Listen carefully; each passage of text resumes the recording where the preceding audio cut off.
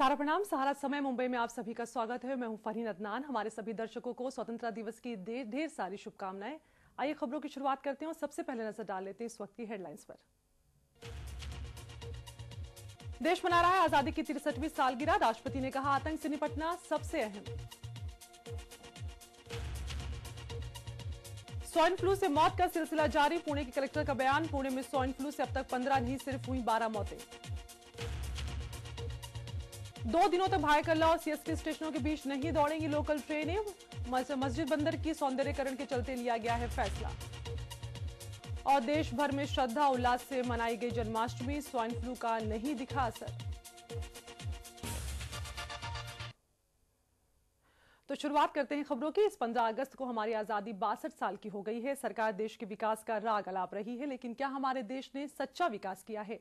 ये सवाल आइए अपने आप से पूछते हैं। वंदे वंदे बधाई हो। हमारे देश भारत ने तमाम विषमताओं के बावजूद आखिर आजादी के 62 साल पूरे कर लिए हैं। आप सोच रहे होंगे कि बधाई देने वाला मैं कौन होता हूं? मैं आम आदमी हूं। वो आम आदमी जो कभी देश की आजादी के युद्ध में फांसी पर लटका था। मैं वो आम आदमी हूं जो कुम्हार की गीली मिट्टी की तरह पल पल आकार बदलता है। कभी दुनिया का सबसे दयनीय व्यक्ति बनाकर झोंपड़पट्टी में पटक दिया जाता हूं, तो कभी जनता का मुखौटा लगाकर सबसे ताकतवर बताया जाता हूं। लेकिन मैं वही हूं जहां आम आदमी को होना चाहिए। खैर मेरी छोड़िए, आइए बात करें अपने आजाद देश के विकास की। उद्योग धंधों ने इतना विकास किया है कि असली और नकली उत्पाद में फर्क करना मुश्किल हो जाता है। नकली दूध बच्चों की जान से खिलवाड़ कर रहा है, तो नौजवानों की जान ले रही है नकली शराब। और सारे देश में जो धड़ल्ले से चल रहा है वो है नकली नोट। टेक्नोलॉजी का आलम यह है कि देश के कोने में बना एमएमएस भी 1 मिनट में दुनिया भर के लोगों तक पहुंच रहा है और कर रहा है इंसानियत को नंगा। बीमारियां इतनी तेजी से पांव पसार रही हैं कि स्वाइन फ्लू मेक्सिको से चलकर कुछ ही दिनों में भारतीयों को अपना शिकार बना रहा है। आतंकवादी जहां चाहें आतंक फैला रहे हैं। खैर ये तो अब जिंदगी का एक हिस्सा सा लगने लगा है, जैसे भीड़, लाइनें और महंगाई। हमारे देश के बड़े नेता विकास का नारा देकर क्रिकेट के मैदान में राजनीति चला रहे हैं और किसान सूखे और कर्ज के बोझ से दबे आत्महत्या कर रहे हैं। तो इस बार बरसात न होने के कारण देश के 100 से ज्यादा जिले सूखाग्रस्त हैं। मगर हमारे मंत्री कहते हैं कोई चिंता नहीं, हमारे पास अन्न का भरपूर भंडार है। दालें खाना तो दूर, छूने की भी हिम्मत नहीं बची है। महंगाई का आलम यह है कि अब आम आदमी सोचने लगा है कि काश कहीं भूख मार जड़ी बूटी मिल जाए तो जिंदगी चैन से कटे।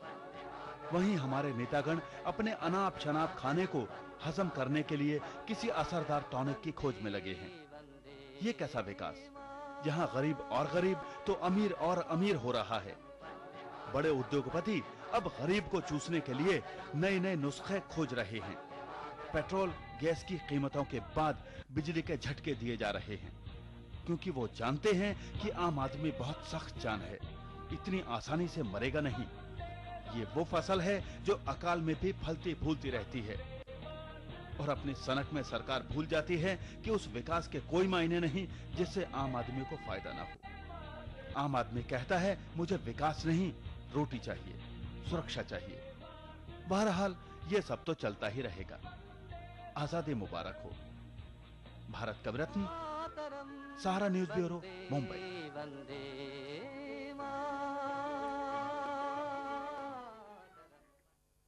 और अब सीधे रुक करते हैं दिल्ली में लाल किला का, जहां पर स्वतंत्रता दिवस के मौके पर हर साल की तरह खास कार्यक्रम का आयोजन किया गया है। और अब से थोड़ी देर में प्रधानमंत्री डॉक्टर मनमोहन सिंह देश के नाम संबोधन करेंगे।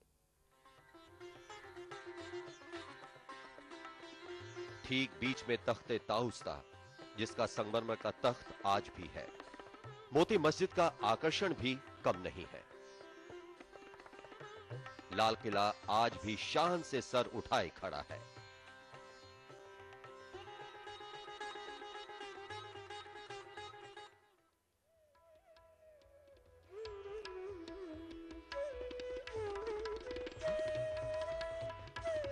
centuries of history embodied in this once-upon-a-time fortress palace, the Red Fort.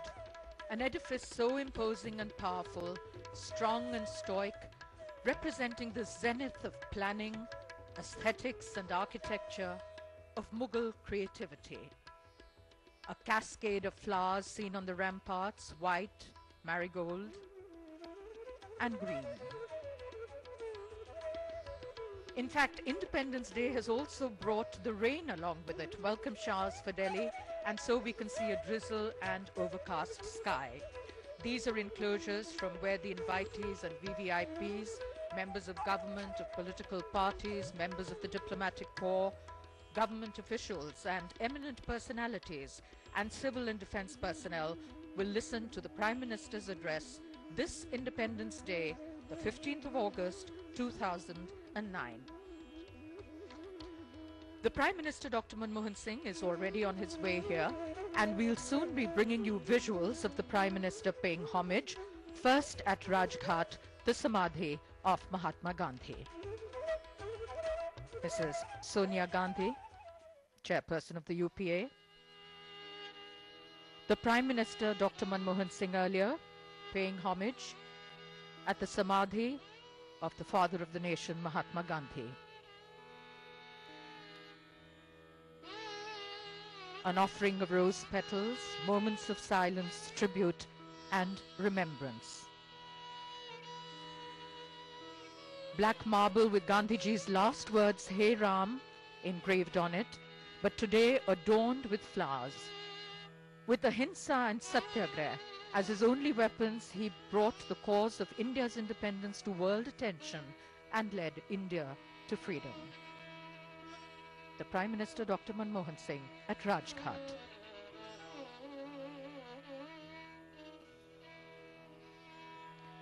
Veer Bhumi, the land of the brave, the Samadhi of Rajiv Gandhi.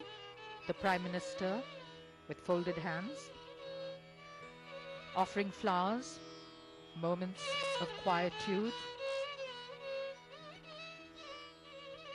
A large lotus surrounded by 46 small lotuses for the years that Rajiv Gandhi lived. And on the ground, rocks from all over India. A slight drizzle. Dr. Manmohan Singh now walking around the memorial, paying homage at Veer Bhumi in memory of Rajiv Gandhi.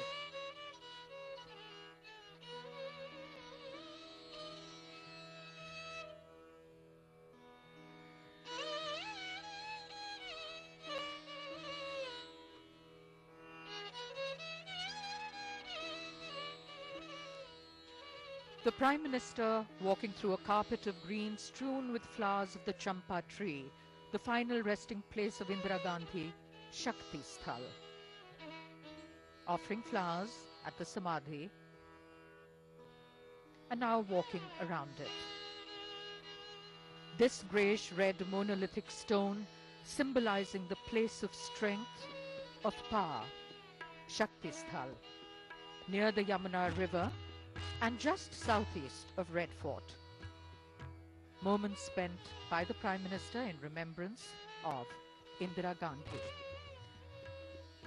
The Prime Minister will now go to Shantivan and also to Vijay Ghat.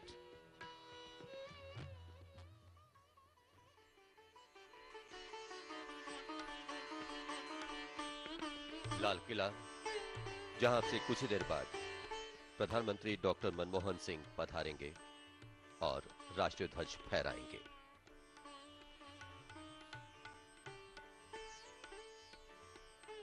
देश के कर्णधार ये नौनिहाल, जो बारिश के बावजूद यहां अनुशासित ढंग से बैठे हुए हैं और यही दर्शा रहे हैं ये हरियाली और अनुशासन। स्कूली बच्चे जो आज सुबह से ही यहां